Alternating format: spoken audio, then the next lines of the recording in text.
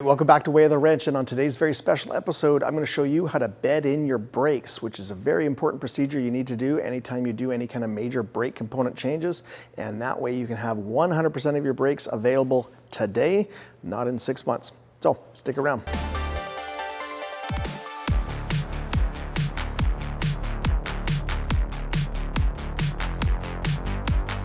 So I highly recommend that anytime you change your brake disc or your rotor and your pads, or you're going to change your brake drum and your shoes, that you perform a bed-in procedure. Now, it's really important for two reasons. The first reason is that our brand new parts are not really sitting down 100%. We're having some contact issues and we're only using part of our braking material. Now, the second reason is that these brand new shiny metal components aren't actually really that great at grabbing our new friction pads. But if we can heat them up, we can transfer some of that friction material from our pads or our shoes onto our new metal components, and that will make them grab a lot better. Now, in order to make this make sense for you guys, I think it's time for a caveman drawing.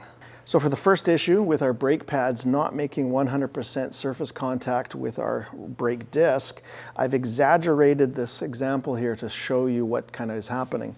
So this one's got kind of like a little bit of a curve, not sitting completely flat, and this one's maybe sitting at a touch of an angle.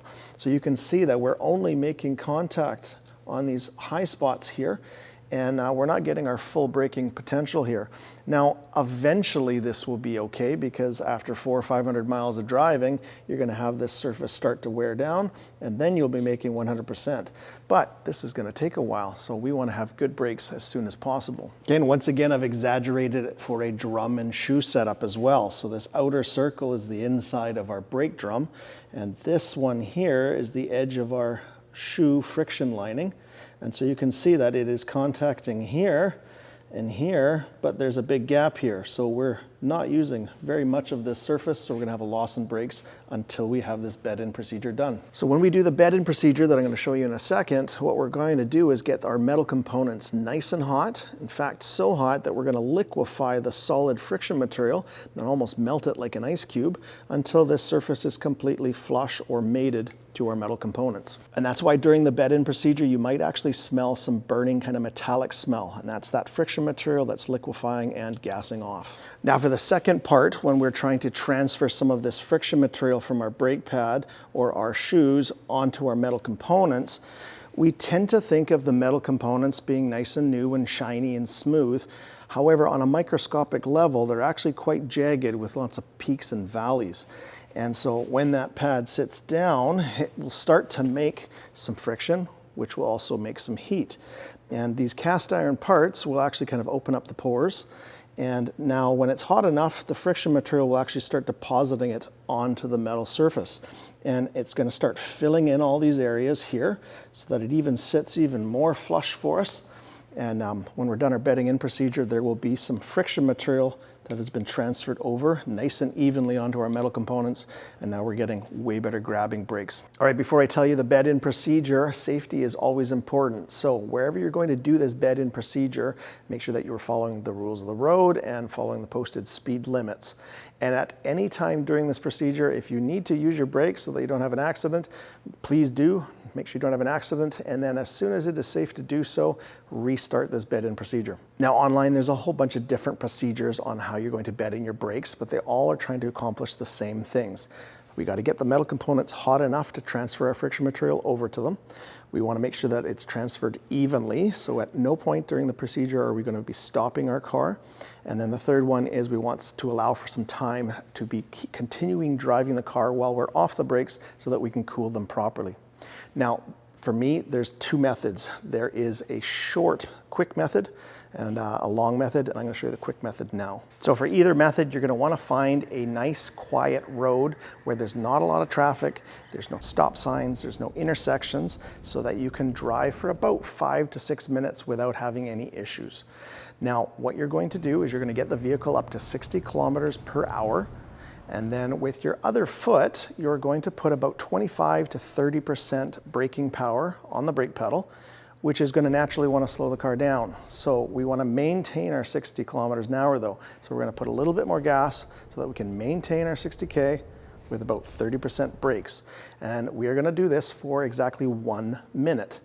Now, after that minute, you're gonna let your foot off the brake and you're gonna drive normally, 60K, for about 3 to 5 minutes without touching the brakes and without coming to a stop.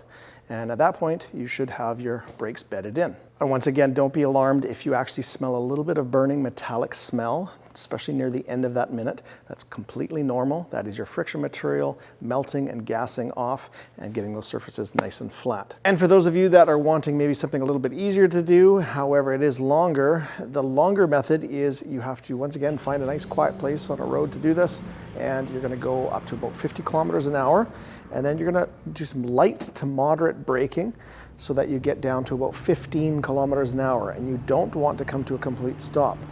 As soon as you get to 15 kilometers an hour, quickly get back up to speed. So within about 20 or 30 seconds, get back up to 50K. And once again, light to moderate brakes. Within about 2-3 seconds, get down to 15 kilometers an hour. And you're just gonna keep repeating this process for a total of 10 times. Now, once you've done that, you're gonna go a bit faster. So we're gonna go to 80 kilometers an hour and do some moderate braking, so a little bit harder, and get it down to 15 kilometers an hour again. Once again, not to a complete stop. And then within 20 to 30 seconds or so, get back up to 80 kilometers an hour and just keep repeating that until you have 10 of those as well.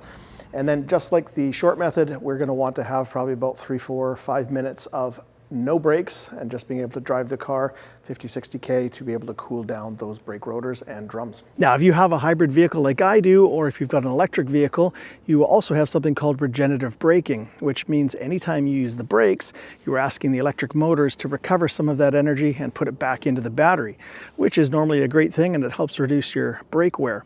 However, when we're trying to bed our brakes, it kind of reduces the effectiveness. So here's some things that I would recommend you do. Look in your owner's manual and see if there's a way to turn off or minimize the amount of regenerative braking that your vehicle's going to do. And I would also use the longer form to do the bedding in brake procedures. Congratulations, you have successfully bedded in your brakes and unlocked 100% of your vehicle's braking capability. If you have any questions or concerns about what we did in this video, feel free to put it down in the comment section below and I'll get back to you as soon as possible. And hey, if you haven't already, why don't you join us on Instagram at Way of the Wrench. And until next time, take it easy.